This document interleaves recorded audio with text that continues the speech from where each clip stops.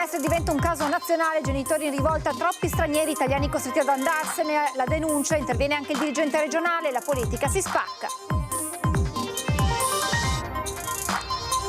Momenti concitati all'Istituto Riccati Luzzati di Treviso, dove dello spray urticante ha invaso tutto l'edificio scolastico, 10 studenti soccorsi, 2 portati in ospedale.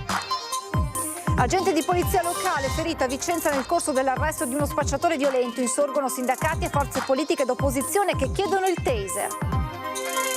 Dopo i recenti episodi di criminalità in stazione a Padova, i cittadini alzano la voce, zona rossa necessaria, fanno paura baby gang e aggressioni. Il nome del candidato presidente del centrodestra sarà quasi certamente svelato all'inizio della prossima settimana. Il weekend potrebbe essere decisivo. Questa mattina a Padova confronto elettorale nella sede di Lega Ambiente. Parte da Padova l'appello di un gruppo di sanitari internazionali che invita la società medico-scientifica a intervenire sulla catastrofe sanitaria in corso a Gaza. Entrano nel vivo le celebrazioni alpine della sezione Treviso in attesa del raduno di domenica. Buonasera, ben ritrovati con l'edizione regionale dei nostri telegiornali che si apre dunque con quello che è ormai un caso a tutti gli effetti nazionali, quello della scuola primaria Battisti di Mestre. I genitori in rivolta dicono troppi stranieri e gli italiani sono costretti ad andarsene. Interviene anche il dirigente scolastico dell'ufficio regionale. Anche noi qua a scuola noi sappiamo parlare italiano, sì, lo sappiamo parlare anche bene, però veniamo un po' esclusi. La frase semplice e diretta arriva da una studentessa delle medie di Mestre, figlia di genitori bengalesi, frequenta la scuola da anni e parla l'italiano senza difficoltà, eppure racconta di sentirsi guardata sempre come la straniera. Non ci accettano, non veniamo sempre accettati, poi non è che sia colpa nostra. Così, dopo il caso scoperchiato da alcuni genitori della primaria Battisti di via Cappuccina, sempre a Mestre, dove con 61 bambini di origine straniera, di cui 11 con cittadinanza italiana e complessivamente con 5 diverse nazionalità rappresentate e un solo bimbo italiano, in città il timore è che la lingua italiana rischi di diventare una lingua minoritaria. Questione che sta generando tensioni, malumori e contrapposizioni. Una classe solo di bambini con background migratorio che non parlano italiano è un problema e ovviamente non è integrazione questa. In mezzo alla bufera si trova ora la dirigente scolastica Michela Manente del comprensivo Caio Giulio Cesare, di cui fa parte la primaria Battisti in questione. A sostenerla il dirigente scolastico regionale Marco Bussetti invita a non trasformare i bambini in bersagli di polemiche. Così anche questo studente italiano: con i miei compagni sto bene, tra noi ci aiutiamo, racconta. Io mi faccio amico con loro, poi non è che sono simpatici e tutto, vabbè, però dico, è un po' troppo fare che tipo i genitori devono spostare i loro figli perché sono italiani e spostare via dai bengalesi, io non la penso così. Dello stesso avviso anche l'assessore alle politiche educative Laura Besio difende il lavoro degli insegnanti e il valore inclusivo della scuola pubblica. Cercherei di capire che valore vogliamo dare alla parola straniero, perché chiaramente ci sono state delle uscite e anche il Consiglio di Istituto credo che sia stato poco, sensibile anche nella comunicazione. Restiamo in ambito scolastico perché all'Istituto Riccati Luzzati di Treviso si sono vissuti momenti concitati dove dopo la ricreazione dello spray urticante ha invaso tutto il plesso scolastico, necessario l'intervento delle forze dell'ordine. 10 studenti con sintomi, 2 sono stati trasportati in ospedale.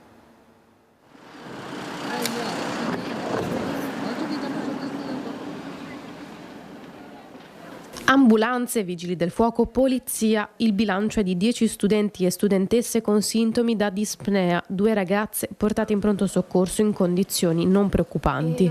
Il gas urticante contenuto nello spray al peperoncino si è in fretta propagato a tutta la scuola.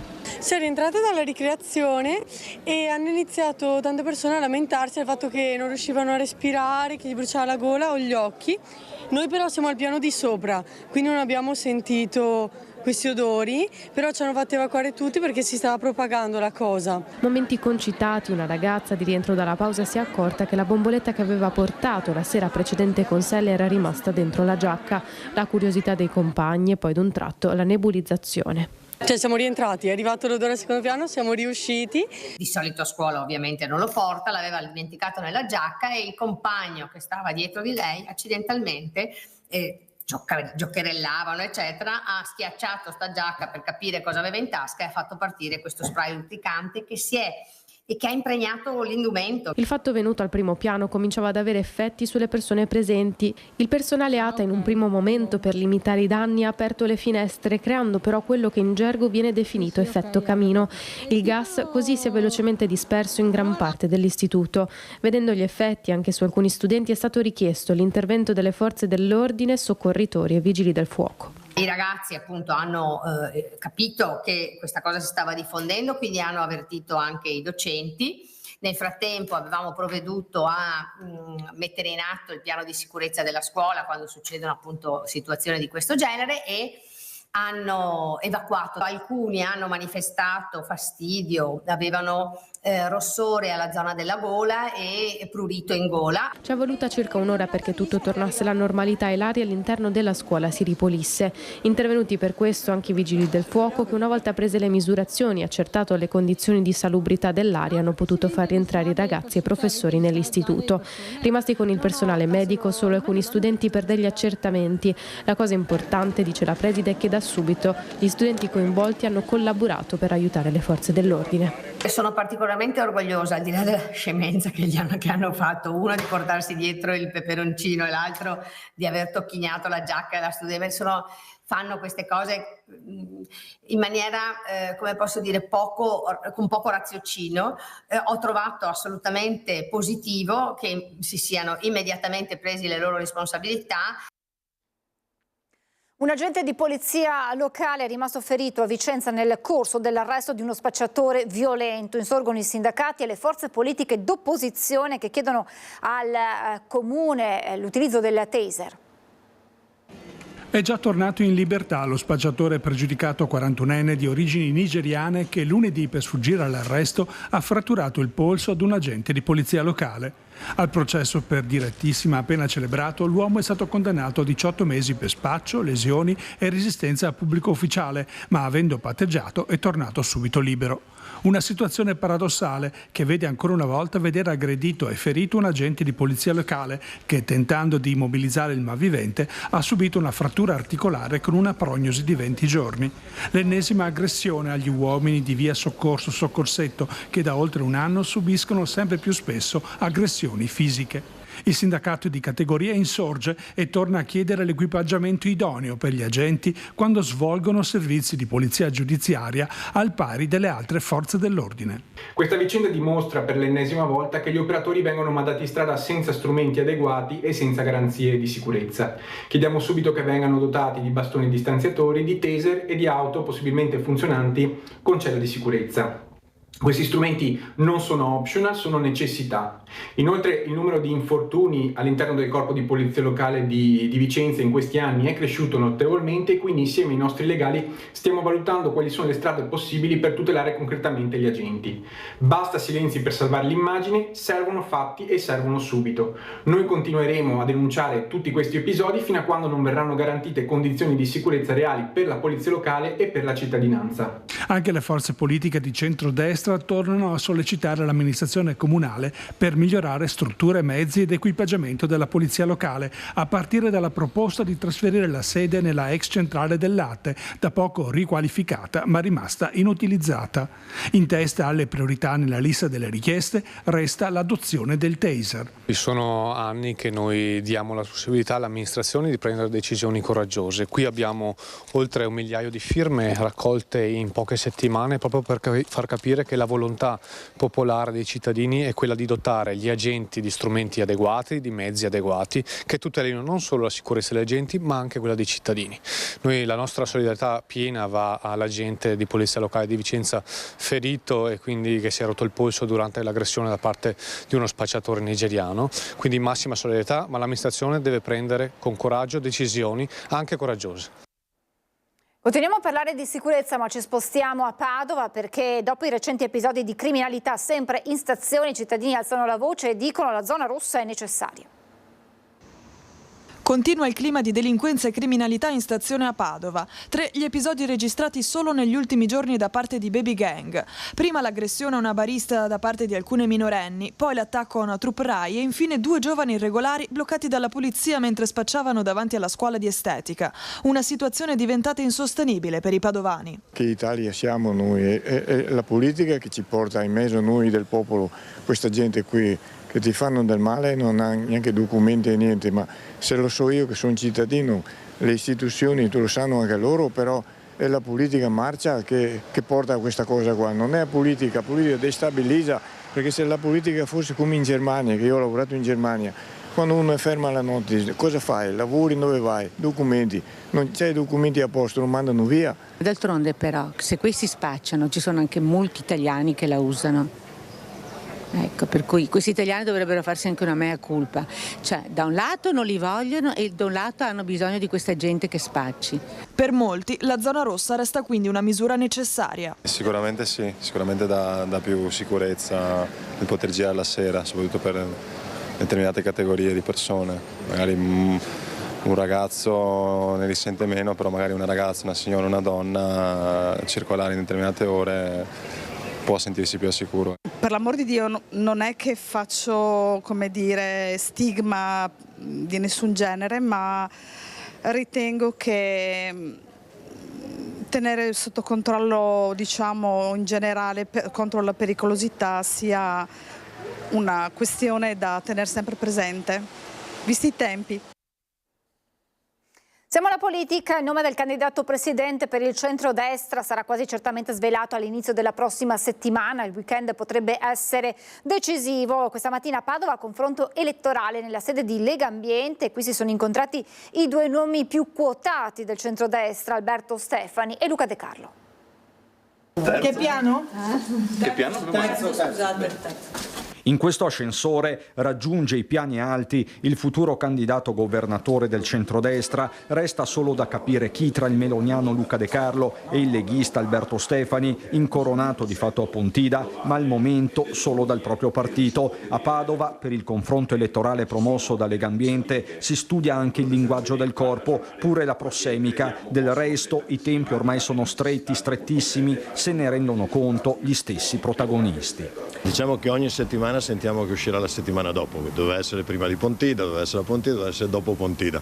Quindi sappiamo che in brevissimo tempo uscirà quel nome, non so dirle se martedì, mercoledì o la prossima settimana. Mi auguro quanto prima possibile. Perché... Si trincera inizialmente dietro un no comment a Stefani, segno che il momento è politicamente delicatissimo. Gli equilibri, nonostante i sorrisi e il fair play, sono fragili. Non intervengo su questioni di carattere regionale, ci confronteremo quando avremo le liste a disposizione e sicuramente proporremo le migliori squadre possibili per il Veneto e per i veneti. A che punto siamo con la formazione stessa delle liste? Mi fermo qua, perdonatemi. A questo punto ogni giorno sembra quello buono e un'accelerazione in un senso o nell'altro potrebbe arrivare dal verdetto delle Marche. Una riconferma del presidente uscente, il meloniano Francesco Acquaroli, potrebbe tranquillizzare Fratelli d'Italia e contribuire alla cessione, chiamiamola così, del Veneto ai leghisti, ricostruzione che però De Carlo non conferma. Io non ho mai creduto che la regione, per quanto importante, per quanto io sia straordinariamente amico anche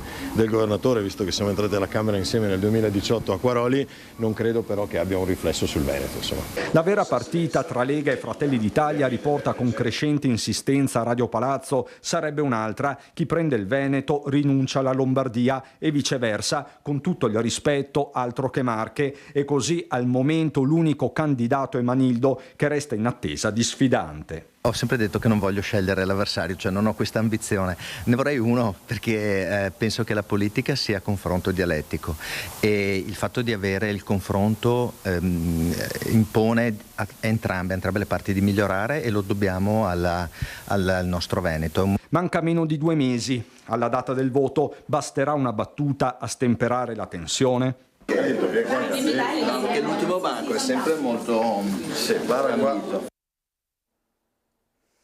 E anche Confindustria Veneto ha presentato questa mattina il position paper con le richieste per chi sarà eletto alla guida del Veneto. Io credo che ancora di più ci sia necessità di un dialogo sull'economia reale e che ci sia questo appunto sguardo in avanti per poter mitigare gli effetti negativi di queste incertezze che normalmente ci sono, ma che possa appunto portare a delle soluzioni condivise e a delle programmazioni condivise. Confindustria Veneto ha presentato il position paper con un messaggio per chi guiderà il Veneto una volta eletto alle elezioni regionali del 23 e 24 novembre. Il documento vuole essere un invito al confronto, alla costruzione condivisa di una nuova agenda industriale e regionale, mirata a rafforzare la competitività, la sostenibilità e l'attrattività del Veneto, evitando il rischio di una crescente marginalizzazione rispetto ai grandi poli globali dell'innovazione, della finanza e delle competenze avanzate. Molte le tematiche sul piatto, dal lavoro all'ambiente, dalla ricerca all'ambito sanitario. Oltre al presidente, infatti, alla conferenza di presentazione era presente la squadra composta dagli advisor degli ambiti tematici e dai coordinatori settoriali di Confindustria Veneto. Qualsiasi regione, macro regione, stato nel mondo che ha un'autonomia energetica ha una competitività maggiore dal punto di vista delle imprese. Vedere il Veneto che non è ancora riuscito a sviluppare con tutte le risorse imprenditoriali che ha e il territorio che ha una maggiore indipendenza energetica è un vero peccato. Speriamo con la nuova amministrazione di riuscire a sviluppare un dialogo per poter accelerare questo tipo di deficit o questo tipo di produzione interna che può ancora dare molto al territorio. Anche in ambito sanitario, soprattutto per evitare la fuga di cervelli, sono molti gli aspetti su cui puntare. Sulla ricerca, sullo sviluppo, sulla digitalizzazione, su investimenti da condividere con le istituzioni. Quindi deve essere fatto un lavoro a partire dalle scuole. Quindi l'istruzione deve nascere da lì per poi continuare con l'università e quindi una grande sinergia tra le strutture private accreditate del territorio e le istituzioni. Parte da Padova invece l'appello di un gruppo di sanitari internazionali che invita la società medico-scientifica ad intervenire sulla catastrofe sanitaria in corso a Gaza. Il nostro messaggio è quello che non si può stare in silenzio. Neutralità non significa stare in silenzio, anzi significa in situazioni di crisi gravi come quelle che stanno succedendo prendere una posizione netta. E non sono rimasti in silenzio i chirurghi e i professionisti sanitari internazionali che lanciano un appello con una lettera che parte da Padova sulle pagine di The Lancet. Obiettivo: fare rumore e agire per proteggere operatori sanitari, pazienti e strutture ospedaliere a Gaza. Abbiamo deciso di fare questa lettera, quindi su base individuale, proprio perché le società scientifiche non ci appoggiavano, in cui il tema centrale è proprio quello, al di là della politica, noi non prendiamo posizioni, non è il nostro compito quello di prendere una posizione specifica, ma quello su cui dobbiamo prendere posizione è su quello che sta avvenendo a livello di sistema sanitario palestinese che viene deliberatamente e continuamente distrutto. Si contano più di 1500 medici e operatori sanitari uccisi in Palestina, ci sono il 94% degli ospedali che sono o danneggiati o messi fuori uso e questo, oltre a uccidere dei civili, dei malati inermi negli ospedali, ha delle conseguenze indirette molto importanti perché molte patologie importanti che noi curiamo ogni giorno in un ospedale fortunato come quello di Padova, tipo i tumori, i pazienti che hanno bisogno di trapianto non possono avere cure. La lettera Gaza's Health Aside, Medical Societies Must Not Stay Silent, pubblicata online, uscirà nel numero cartaceo del 4 ottobre. Il professor Alessandro Vitale è il primo di tanti firmatari, come il professor Umberto Cillo, direttore centro trapianti di fegato di Padova, ma anche un chirurgo palestinese e uno israeliano. Un monito alle società scientifiche per prendere una posizione netta, perché qua non si tratta di politica, si tratta di un aspetto umanitario da sostenere e perché questo poi non avvenga mai più neanche in futuro. Parte ufficialmente stasera il fine settimana dedicato agli alpini della sezione di Treviso in attesa del clou di domenica con il raduno e lo sfilamento a Montebellune. E con questo appuntamento termina la nostra edizione del telegiornale regionale. Io vi lascio come sempre alla sigla e alle previsioni del tempo. Grazie per essere stati con noi, buon proseguimento di serata.